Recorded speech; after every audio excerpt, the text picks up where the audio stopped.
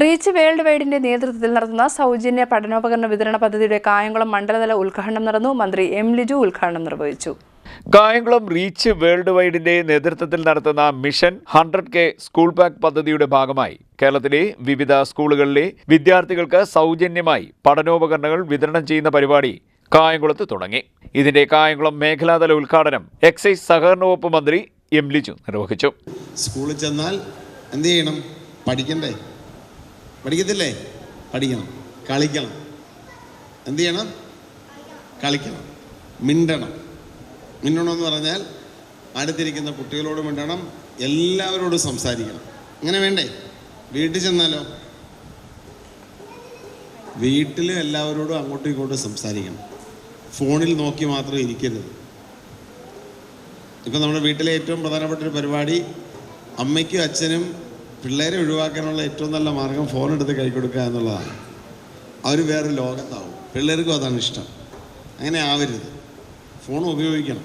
പക്ഷേ ഫോൺ ഒരു നിശ്ചിത സമയം കൊടുത്തിട്ട് എടുത്ത് മാറ്റി വെച്ചിട്ട് പറയണം, ഒരു ദിവസം ഈ സമയമേ ഉപയോഗിക്കാൻ പറ്റൂ. ബാക്കിയുള്ള സമയത്ത് നീ പഠിക്കണം, പ്രാർത്ഥിക്കണം, വായിക്കണം. അതോടൊപ്പം വീട്ടിൽ പ്രായമായ ആളുകളൊക്കെ ഉണ്ടെങ്കിൽ അവരോടൊക്കെ ഇരുന്ന് കുറച്ച് നേരം സ്നേഹത്തോടെ സംസാരിക്കണം. മാതാപിതാക്കൾ തമ്മിലും മാതാപിതാക്കളും കുഞ്ഞുങ്ങളും തമ്മിലും സംസാരിക്കണം. സ്കൂളിൽ ആദ്യ ദിവസം തന്നെ പോയിട്ട് വരുന്ന കുഞ്ഞിനോട് സ്കൂളിലെ വിശേഷങ്ങൾ ചോദിക്കണം.